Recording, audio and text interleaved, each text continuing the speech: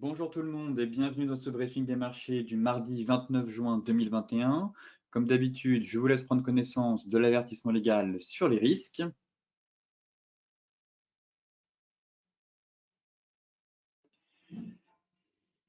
Et donc tout de suite, direction les marchés où le Nasdaq et le S&P 500 ont clôturé sur des records hier, tandis que le Dow Jones, lui, a fini dans le rouge. Alors, si la progression des techs continue d'assurer un soutien bienvenu aux indices américains, en Europe, la propagation rapide du variant Delta inquiète un peu les investisseurs puisqu'on a quand même plusieurs pays, du Portugal à l'Australie, en passant par Israël et la Thaïlande, qui ont durci de nouveau les restrictions sanitaires. La prudence est aussi alimentée par l'approche de la clôture du mois de juin et du premier semestre, qui devrait aussi se solder quand même par des progressions à deux chiffres pour la plupart des grands indices européens et américains. La prudence est aussi alimentée, comme vous le savez, par les interrogations persistantes toujours sur l'évolution des politiques monétaires. Donc ce débat sera nourri cette semaine par une nouvelle série d'indicateurs économiques et principalement par le rapport mensuel sur l'emploi aux États-Unis ce vendredi. Côté Europe, eh bien, les bourses, elles, progressent en début de séance, soutenues notamment par la hausse des valeurs cycliques qui prend le pas sur le regain d'inquiétude lié à la propagation du variant Delta, alors que la situation sanitaire avait pesé sur la tendance lundi, la vigueur de la reprise économique en Europe incite tout simplement les investisseurs à revenir sur les valeurs les plus à même d'en profiter, alors que les défensives avaient bénéficié d'un retour en grâce ces dernières semaines. Par ailleurs, ce mouvement s'appuie entre autres par le chiffre supérieur aux attentes de l'indice INSEE de confiance des ménages en France, en hausse à 102 en juin, alors que le consensus Reuters le donnait à 100 et au plus haut quand même depuis 15 mois. Donc des données économiques plutôt encourageantes ce matin. Le regain d'optimisme devrait toutefois rester tempéré par les préoccupations toujours bien présentes, comme je vous le disais, liées à la propagation rapide du variant Delta et par la prudence de mise toujours à l'approche de la publication du rapport mensuel sur l'emploi aux États-Unis, susceptible toujours de raviver les tensions liées à l'inflation et aux politiques monétaires. Et donc, les investisseurs surveilleront à 14 heures la première estimation de l'inflation en Allemagne, qui devrait quand même permettre de prendre la température en Europe. Et ensuite, on aura aussi le discours de Christine Lagarde à 15h40.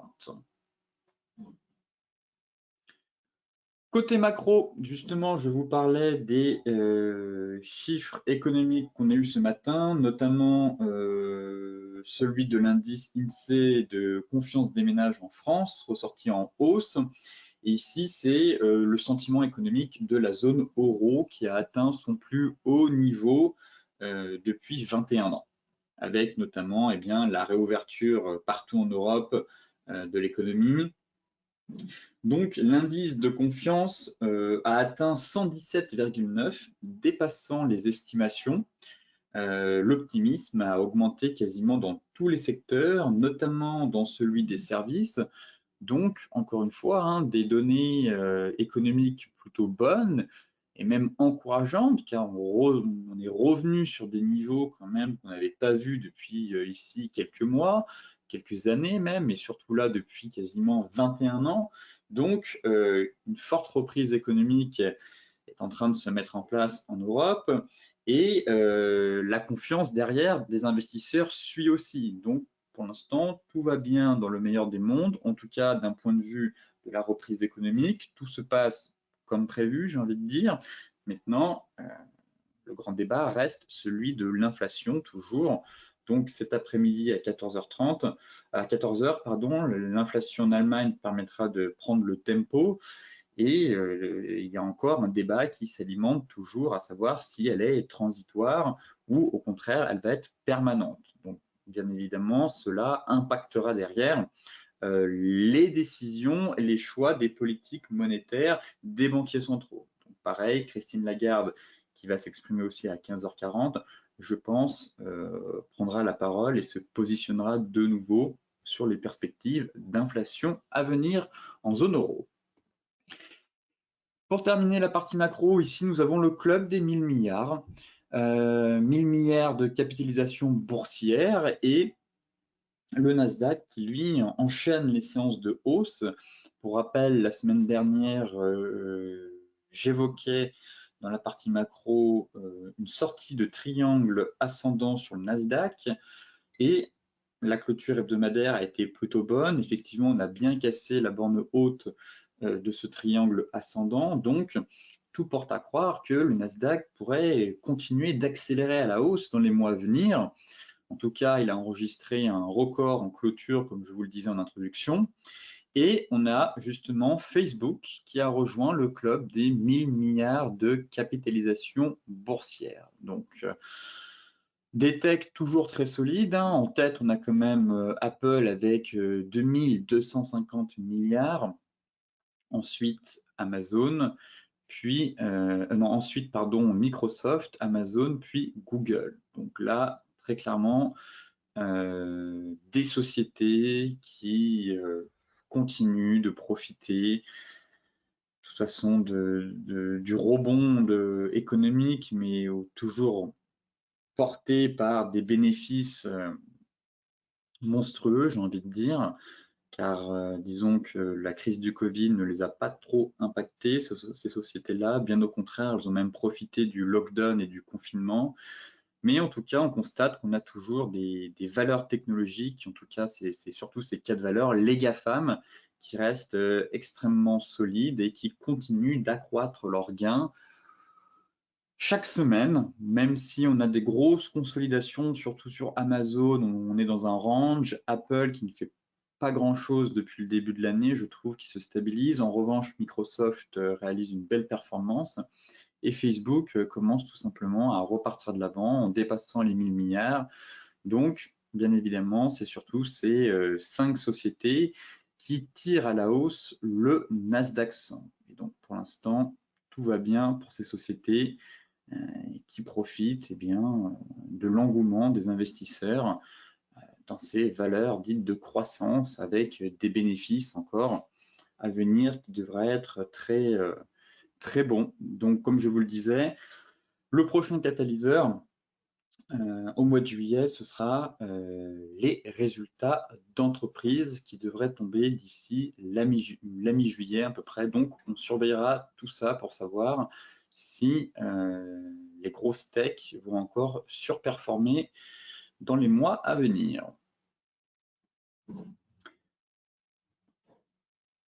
Côté graphique, maintenant, direction les indices en hausse ce matin, portés, comme je vous le disais, par la hausse des valeurs cycliques, mais aussi par les données économiques plutôt encourageantes, que ce soit en France et le sentiment économique en zone euro. Pour le DAX, ça restera quand même l'inflation en Allemagne qui doit tomber à 14 heures. Pour l'instant, un CAC toujours un peu fébrile tout de même. On évolue toujours sous les 6600 points. Vraiment une zone de neutralité actuellement sur le CAC. Tout simplement car on est prisonnier entre un plat Tenkan sous notre gros niveau des 6600 points, la zone un peu hebdomadaire, et on est entre la Tenkan et la Kijun. Donc vraiment, en tout cas, on est entre ces deux niveaux. J'ai envie de dire, l'attentisme prévaut. On est vraiment dans une zone de neutralité. Bon, un retour sur la Kijun ne serait pas à exclure. En tout cas, pour l'instant, ça reste neutre. On repartirait haussier si on arriverait à clôturer au-dessus des 6600 points pour éventuellement repartir chercher les 6007. Mais pour l'heure, je ne vois rien d'intéressant sur le CAC 40. J'ai l'impression qu'on se stabilise un peu dans un range, un peu un canal. Bon. Un retour sur la Kijun, comme je vous le disais, ne serait serait envisageable, mais pour l'instant, ça tient quand même. On a du mal à faire une correction plus profonde. C'est vrai qu'on a le plaquis jaune suivi après du bas de canal haussier. Donc là, si dans les prochains jours, on commence à hésiter, on aura éventuellement une zone clé à aller chercher pour tenter de se positionner à l'achat aux alentours des 6530. Pour moi, c'est un peu la zone d'intervention que je surveille pour se repositionner éventuellement dans le sens du flux, si on n'a pas de grosse correction. Pour le moment, les indices restent solides en données 4 heures.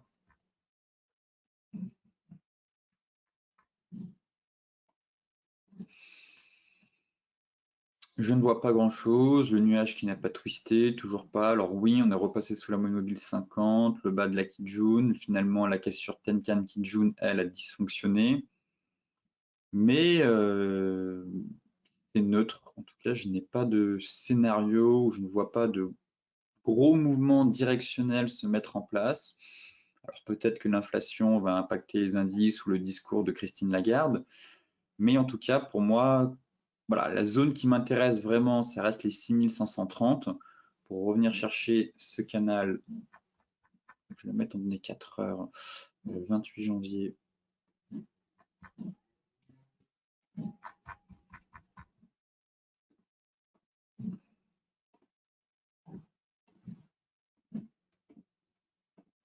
Voilà, parfait, comme ça, on voit le canal en données 4 heures aussi. Donc, revenir et éventuellement prendre appui sur la borne de base du canal. Ici, je constate qu'on a quand même une petite zone de support intéressante qu'on pourrait mettre à profit. Voilà, juste ici, un peu cette zone de polarité, donc aux alentours des 6520. On a la Kijun qui est juste au-dessus. Pourquoi pas faire un excès sur mèche? Donc pour moi, c'est le support actuellement que je surveille pour savoir si on se repositionne dans le sens du flux. Au contraire, si on casse, et ben, qu'on aille chercher la zone des 6004. Sinon, à la hausse, bah, de nouveau la cassure des 6600 points. Mais tant qu'on est entre ces deux niveaux, j'estime qu'il n'y a pas grand-chose à faire. Donc j'attendrai vraiment, encore une fois, qu'on retourne sur une zone clé pour intervenir et tenter de trouver des opportunités sur l'indice. Concernant le DAX, on se trouve un peu à la croisée des chemins. On a quand même break un peu ce haut de range qu'on avait en données 4 heures, en horaire surtout, juste ici. Et le marché a quand même bien poussé ce matin à l'ouverture. On est un peu sorti de cette zone de consolidation qu'on avait juste ici. Et pareil, j'ai le sentiment que si l'inflation n'est pas si inquiétante que ça en Allemagne, qu'on va retourner chercher les 15 008 et qu'on va invalider l'avalement haussier. Très clairement, si on clôture au-dessus à 15 008, j'estimerais que cet avalement a donc dysfonctionné. Et pareil pour la divergence baissière qui avait été validée la semaine dernière. Donc,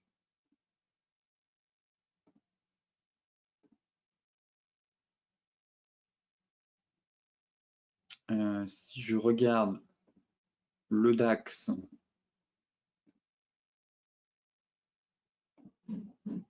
décidément, j'arrive pas à prendre le bon. Voilà, en données 4 heures, sur les futurs,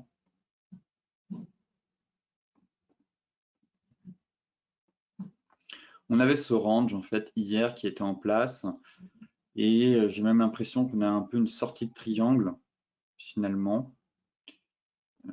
juste ici. Voilà. Donc, grosse consolidation un peu dans un triangle, un range. C'était surtout la zone des 15 660, juste ici, qui constituait selon moi un gros niveau. En parallèle, on avait un peu cette grosse zone, rappelez-vous, vers les 15 550. Et là, on a quand même fait une belle bougie flux et directionnelle et on vient de sortir par le haut un peu de ce gros range, à la fois de ce triangle. Donc, une force acheteuse est en train de se mettre en place sur le DAX et cela ouvre la voie, en tout cas, une accélération haussière en direction des 15 008. Donc, à voir avec l'inflation cet après-midi à 14 h, si on fait un bull trap et qu'on repasse en dessous, là, j'estimerais qu'on a un signal vendeur pour de nouveau retourner tester la zone basse à 15 550, puis dans ce cas-là, revenir sur les 15 450. Par contre, si les chiffres de l'inflation n'inquiètent pas les investisseurs et que les anticipations, en tout cas, qu'on a avec les prix, là, avec cette sortie de triangle de range est validée, je vise donc 15 800 sur le DAX avec une invalidation de l'avalement baissier. On avait déjà un avalement baissier aussi sur les S&P 500 qui a été complètement invalidé vu qu'on a fait un record en clôture hier. Il restait plus que celui sur le DAX et là actuellement c'est haussier en tout cas. On a vraiment une belle bougie haussière, on a cassé le niveau intermédiaire où ça bloquait. Donc si les chiffres ne sont pas si inquiétants que ça en Allemagne et qu'on n'a pas un bull trap, je vise le canal. Retour sur la borne haute du canal mensuel, donc 15 800 pour moi. 15 800 et pourquoi pas 15 850. Donc voilà un peu le plan que j'ai sur le DAX. Mais actuellement, les acheteurs, très clairement, sont en train de prendre l'ascendant psychologique. Et si les données économiques à venir sont pas si inquiétantes que ça, eh bien, c'est direction les 15 800. Sur le Dow Jones, on est venu combler le gap, mais pas d'inquiétude. On est plutôt dans un scénario de rotation complète du range, en rotation complète des prix à l'intérieur du range. Et pour l'instant, c'est plutôt pullback, enfin, pullback sur le milieu de range. On vient combler le gap et on part en direction du nord pour aller rallier la borne haute de ce range une nouvelle fois. Donc, pas d'inquiétude baissière toujours sur le Dow Jones, ça reste haussier. Pour moi, on est juste venu combler le gap en fait, et ici, ça constituait un point d'entrée. Et peut-être qu'avant les chiffres sur l'emploi, l'indice pourrait rallier la borne haute et en fonction des données du NFP vendredi, eh bien, soit avoir un gros break et dans ce cas-là, un puissant signal technique de poursuite de la hausse, fin de consolidation, on repart en direction de nouveaux records. Sinon, dans le cas contraire, si les données sont plutôt décevantes, eh bien, encore une fois, une nouvelle rotation des prix à l'intérieur du range. Mais là, pour moi, c'est haussier, en tout cas, des acheteurs présents toujours. On est juste venu combler le gap. On s'est offert un léger repli, mais tant qu'on ne repasse pas sous les 34 200 points, je ne passe pas baissier sur le Dow Jones. Si on regarde les futurs, pour voir un peu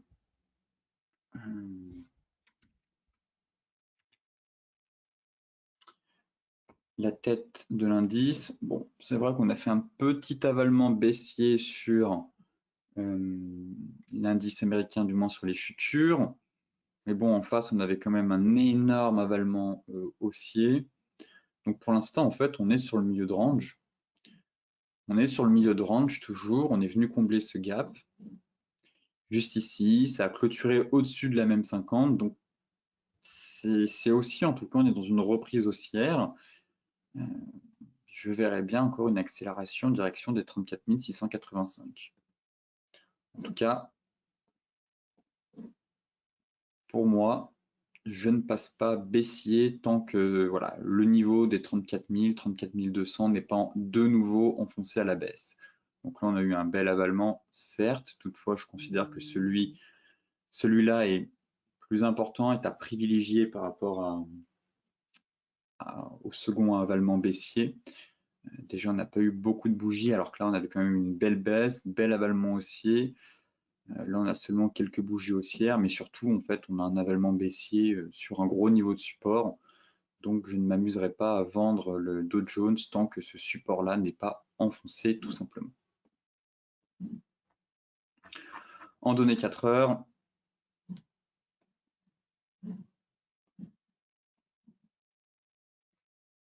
pas grand chose à dire, hein. On est sur des plus bas, des plus hauts, des plus bas, des plus hauts, de plus en plus haut. On fait le rebond, on vient combler le gap, soutenu par la Kijun. Donc tant qu'on n'enfonce pas la Kijun, ça reste haussier. Et la nouvelle jambe de hausse pour aller chercher la borne haute du range. En tout cas, ma zone d'intervention, ça reste soit la cassure du support avec la Kijun. Si vous êtes acheteur, très bien, vous avez un stop loss juste en dessous et vous visez la borne haute. Sinon, ma deuxième zone, justement, comme je vous le disais, c'est de nouveau la borne haute vers les 34 800 points. Et donc ici, soit une cassure, on se positionne sur l'indice et on va chercher de nouveaux records, soit comme ici, on a un chantier de retournement, une étoile filante, un dark cloud cover, et derrière, on repart encore une fois sur une stratégie de ping-pong et de trading range. Concernant le Forex, le dollar se renforce ce matin sur pas mal de paires. Des réactions intéressantes sur des niveaux clés, notamment l'AUD-USD. L'euro-dollar reste toujours très fébrile, hein, très clairement compliqué pour l'euro-dollar. Je sens qu'on va enfoncer par le bas ce niveau de support. En tout cas, j'ai le sentiment que les acheteurs ont quand même beaucoup de mal à franchir le niveau des 1,1950. Comme je vous le disais, on est toujours sur un niveau convergent où beaucoup d'éléments techniques convergent, à savoir un bas de canal, donc on est toujours sur un pullback, une moyenne mobile 50 qui continue de faire obstacle et un niveau de support, résistance maintenant, pardon, résistance horizontale à 1,1950. Donc en hebdomadaire, on est vraiment sur une grosse zone, ou au contraire, comme je vous le disais, hein, pour les traders un peu plus agressifs, vous pouvez même tenter quelques ventes, ça donne toujours quelques points, hein. On est quand même maintenu en échec, on tente une percée, mais on est repoussé à chaque fois. Et je verrais bien en fait l'euro-dollar continuer à évoluer jusqu'au NFP entre 1,1950 et 1,1875. Et logiquement, le NFP devrait déclencher le prochain mouvement directionnel. Mais un euro sous pression, en tout cas, j'estime que le risque baissier domine, que la pression vendeuse est encore très présente, que les acheteurs ont vraiment du mal, à reconquérir vraiment ce gros niveau technique clé qui en soi est le pivot majeur à franchir pour repartir un peu dans une dynamique haussière, mais tant qu'on est sous les bas de canal, MM50, résistance horizontale, les vendeurs gardent la main. Là, on est en train de sortir du range de consolidation qu'on avait eu en plus en données 4 heures. Juste ici, on sort par le bas. Une moyenne mobile 50 qui continue à coiffer les prix. Bon. Les acheteurs s'épuisent. J'ai l'impression qu'on est en train de s'épuiser tout simplement et qu'on va repartir en direction des 1,1875. Donc là, très clairement, je verrais bien un retour sur les 1,1875. Ensuite, pourquoi pas un range, une phase un peu assez léthargique avant le NFP entre 1,1950 et 1,1875. Et comme toujours, hein, celles et ceux qui ont profité ici, qui ont réussi à se positionner, eh bien, essayez de mettre vos stops à break-even. Et si vous avez une cassure du support, et bien là, mon scénario, c'est direction les 1,1710 pour, encore une fois, aller chercher la borne basse du range hebdomadaire. Donc 1,1710, 1,1740 à peu près sur l'euro-dollar. Le GBP-USD, pareil, qui cède un peu du terrain ce matin. Même constat que sur l'euro-dollar, je vise toujours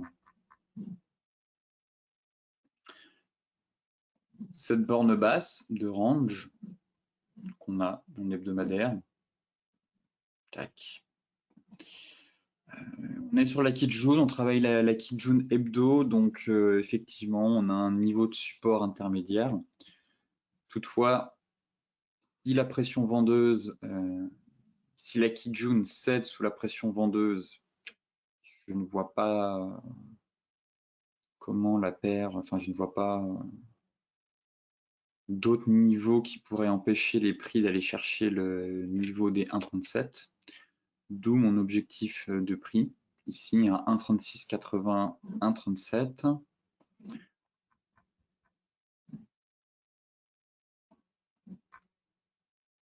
Et en daily,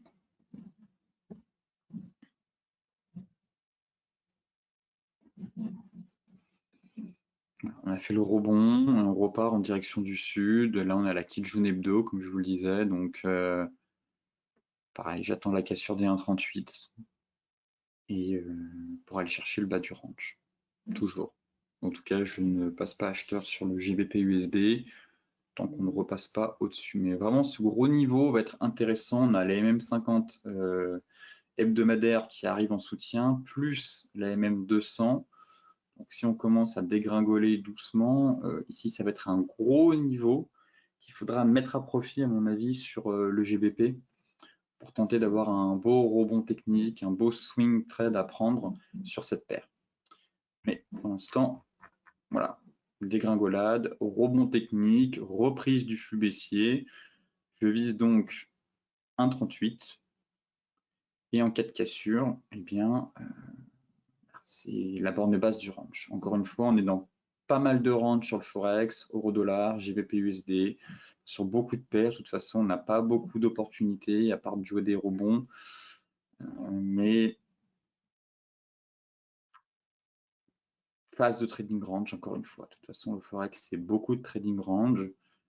Donc, celles et ceux qui ont réussi à se positionner de manière agressive sur le rebond proche de la MM50 4 heures, eh bien, mettre leur stop à break-even, espèrent une accélération sur les niveaux de support avant de se positionner et de jouer un gros rebond technique à l'achat sur cette zone clé.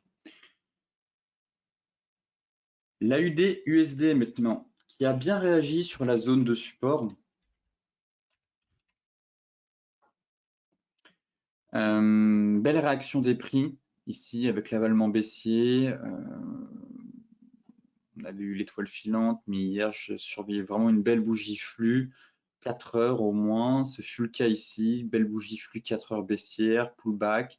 Et là on part en direction du sud, donc pour moi le scénario reste toujours le même. Celui que j'évoquais hier et déjà la semaine dernière.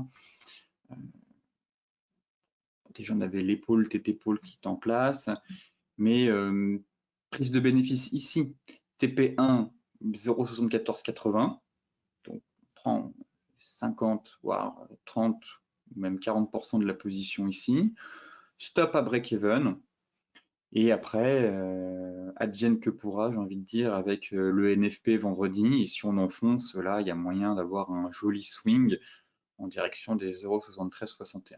Et inversement, si ça part dans l'autre sens, eh bien on est stoppé à break-even et on pourrait, on encaisse quelques gains et on pourrait partir dans une phase de trading range. Mais là, je pense que tout va se jouer avec le NFP vendredi. Donc, prise de bénéfice très importante à faire ici sur les 0,7480, tout simplement car on a quand même un très gros niveau. La zone immense hebdomadaire, juste ici, je vais enlever l'Ichimoku caché. Hop, mais ici, on a une très grosse zone hebdomadaire de prix avec le soutien de la MM50 hebdo, encore une fois, donc très important de pas être trop gourmand, j'ai envie de dire, mais de se montrer prudent et de prendre quand même quelques bénéfices. Et par contre, si ça casse, là, le TE devrait vraiment se réaliser et on pourrait aller chercher très loin. J'ai quoi comme niveau? Bon, l'objectif théorique, ce serait les 0,7175. Et donc c'est ici et niveau intermédiaire 0,7360. Donc un premier TP ici avec un stop à break-even, 50% de la position, et puis ici pourquoi pas déboucler 25% et 25%. Et comme ça fait un beau trade swing avec un excellent ratio risque-reward sur cette paire. Donc à suivre, mais je pense qu'on devrait avoir, ça devrait pas mal bouger, je pense, sur cette paire d'ici la fin de la semaine, sur l'AUD-USD. Le gold.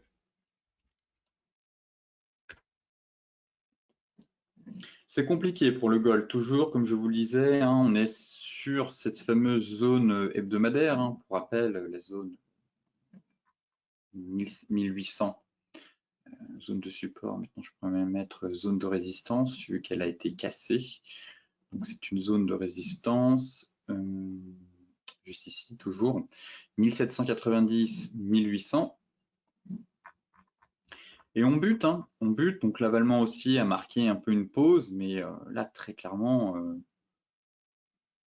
les bougies montrent vraiment de l'indécision. On n'a pas de corps, on n'a que de la mèche, c'est beaucoup d'indécision, ça manque de force, ça manque de flux, ça manque de conviction pour aller casser ce niveau. Donc le risque baissier domine et on est encore sous une forte pression baissière. De toute façon, le flux est vraiment baissier, mais là, je verrais bien un retour sur les 1750. Hop, cache, comme ça, c'est plus propre. Ici, on a toujours notre belle oblique qui passe par les plus bas et la zone intermédiaire. Donc pour moi, le gold, on passe certainement pas acheteur maintenant sur le gold, c'est beaucoup trop tôt et beaucoup trop risqué aussi. Et le niveau qui m'intéresse reste la zone des 1747, allez, 1745, 1750. Si on break à la hausse 1790, 1800, pourquoi pas effectivement repasser à l'achat. Mais sinon, le risque baissier, comme je vous le disais, domine et donc rebond technique. On est maintenu en échec, le dollar en plus se renforce. Si l'euro chute d'ici vendredi, le gold devrait lui aussi plonger, accentuer sa baisse. Et voilà, c'est ce gros niveau qui va m'intéresser, ce support couplé à l'oblique haussière, toujours. Mais là, j'estime qu'il n'y a absolument rien à faire sur le gold. Passez votre chemin, soit vous surveillez un break des 1800, soit vous mettez hop, une petite alerte. Je l'ai pas. Je les ai enlevés. Bref, sur Pro Time, vous configurez, vous mettez une alerte et dès que ça sonne sur le niveau des 1750, proche de l'oblique 1745, eh bien, vous surveillez au moins un chandelier 4 heures pour tenter un rebond technique pour viser les 1800. Mais là, pour l'instant, je ne vois rien d'intéressant sur le gold. Voilà, on est sur le bas du nuage, effectivement. Un petit niveau de support intermédiaire, on est sur le bas du nuage, prisonnier entre l'énorme zone de polarité à 1800, un bas de nuage. Bon, pour le scalping, ma foi, vous pouvez quand même tenter des petits allers-retours, mais sinon, pour les positions swing, voilà, si le bas du nuage casse, prochaine zone de prix à aller chercher à 1745, 1750. Le Brent qui commence à faiblir, effectivement, le variant Delta inquiète, car si on a de nouveaux lockdowns un peu partout dans plusieurs pays, forcément ça va impacter la reprise et la demande surtout de pétrole. Donc, on a eu des prises de bénéfices sur le Brent. C'est la première fois qu'on enfonce la Tenkan, toujours. J'attends de voir la réaction à l'ouverture américaine. Dommage qu'on n'ait pas fait un bel avalement baissier. En tout cas, j'ai eu une ouverture avec un gap baissier. On avait atteint une grosse zone technique. J'étais maintenant plutôt neutre sur le pétrole. Et ce qui va m'intéresser, ça va être la clôture de la bougie hebdomadaire. Car là, on a quand même toujours cette belle divergence. Bon, elle n'est absolument pas validée, mais on s'approche d'un gros niveau. L'oblique, en place depuis maintenant plusieurs années. Mais j'attends de savoir si les marchés ont juste pris quelques bénéfices car ils ont cédé très rapidement à la panique et finalement ça va repartir, ou au contraire ils estiment que ça pourrait vraiment peser sur la demande et les perspectives de reprise à venir, et donc ça vaut le coup d'entamer vraiment une correction sur le pétrole. Car effectivement, si on a de nouveaux lockdowns et de nouveaux confinements, forcément un baril de Brent à quasiment 80 $, ça devient ridicule, étant donné qu'on est quand même sur les plots de 2018 et que la demande de pétrole, elle, n'est absolument pas revenue sur les niveaux de 2018 et 2019. C'est juste uniquement parce qu'on a quand même une belle flambée sur l'ensemble des matières premières.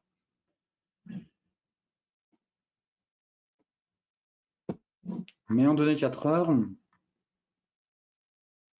effectivement, ça se dégrade. On n'est plus sur des plus bas, des plus hauts de plus en plus haut. Est-ce qu'on va venir combler le gap ici? On a eu un bel avalement 4 heures, ça donne une dégringolade. On est repassé sous la moyenne mobile 50. Bon. Toujours neutre sur le pétrole, en tout cas, j'hésite. Honnêtement, je suis assez perplexe. Je verrais bien un retour sur les 72,45. En tout cas, c'est vrai que c'est la première fois qu'on vient de casser la Kijun. Si on repasse au-dessus, finalement, ça reste assez solide.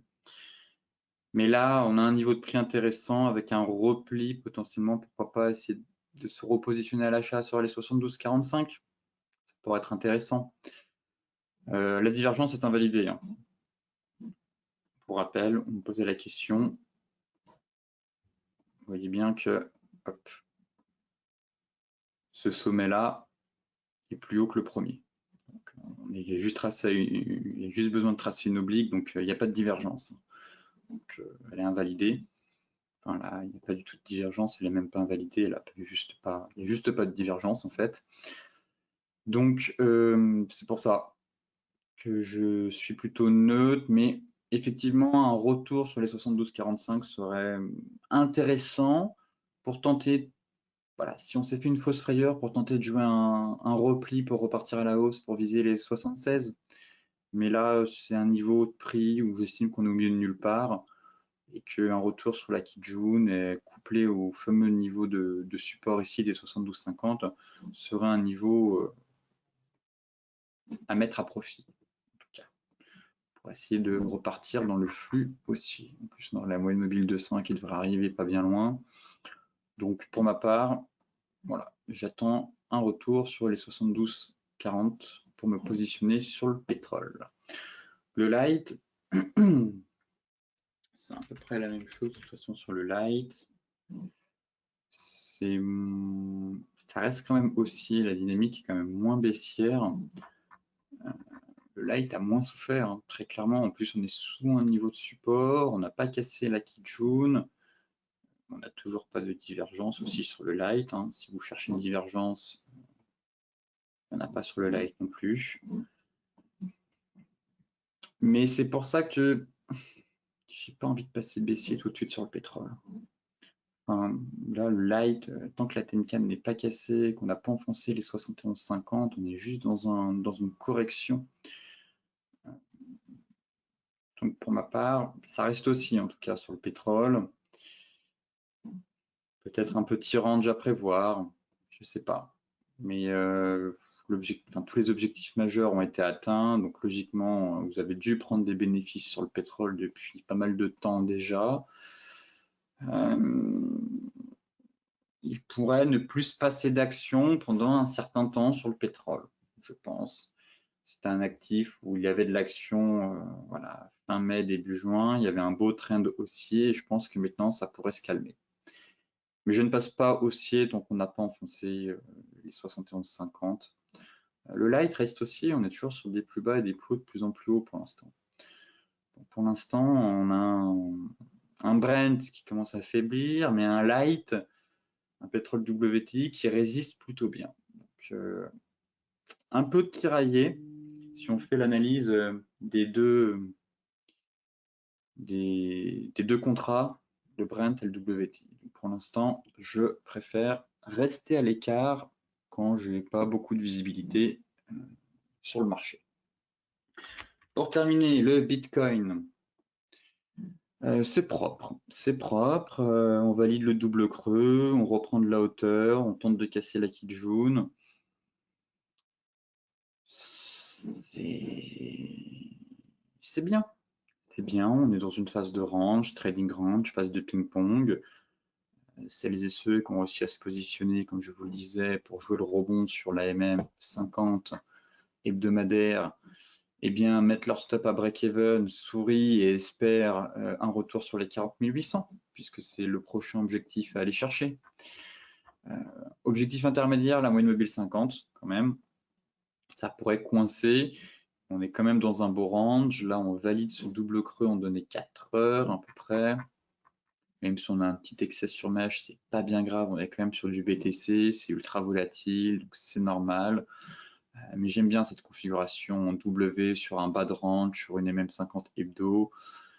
Là, en données 4 heures, on est en train de valider en plus. Donc, à confirmer, cassure des 35 500. Peut-être que certains se sont positionnés sur le bas, d'autres attendaient un autre signal technique avec ce W qui est en train de se matérialiser. On est en train de le valider. Ligne de coup vers 35 500, 36 600. Et effectivement, si on casse la moyenne mobile 50, en tout cas, je vise MM50 et 40 800 points, dollars, pardon. 40 800 dollars. Et j'ai toujours ce scénario de reprise haussière en U et absolument pas de bear market. Pour ma part, je ne change pas mon fusil d'épaule. Je pars sur une grosse phase d'accumulation avec des mouvements un peu erratiques et brusques, histoire de sortir les week-ends et de se faire un peu peur. Mais je table en tout cas toujours sur un scénario en reprise en U. Et pas de bear market. Donc peut-être que je me trompe, mais pour l'instant, ce scénario reste valide. Et tant qu'on n'a pas une clôture sous 30 000 points, je continuerai d'appuyer sur ce scénario en reprise en U. Et là, en données 4 heures, comme je vous le disais, c'est plutôt bien parti. MM50, TP1, TP2, 40 800. Et là, si on casse les 41 000, eh bien, on sera bien parti pour une reprise en U, tout simplement, sur le Bitcoin. Mais pour l'instant, un actif qui résiste bien à la pression baissière, qui est vraiment dans une phase d'accumulation selon moi. Et en tout cas, c'est pas le moment de se mettre à la vente sur le BTC. Soit on vend la borne haute, et là c'est plutôt haussier, un beau W, une belle prise d'appui sur le niveau des 30K. Donc un flux acheteur est en train de se matérialiser à court terme sur l'actif. Écoutez, ce briefing des marchés touche à sa fin. Comme d'habitude, je vous souhaite une excellente journée, de très bons trades. Soyez prudents sur les marchés. Et je vous donne donc rendez-vous demain pour faire un nouveau point complet sur la planète finance.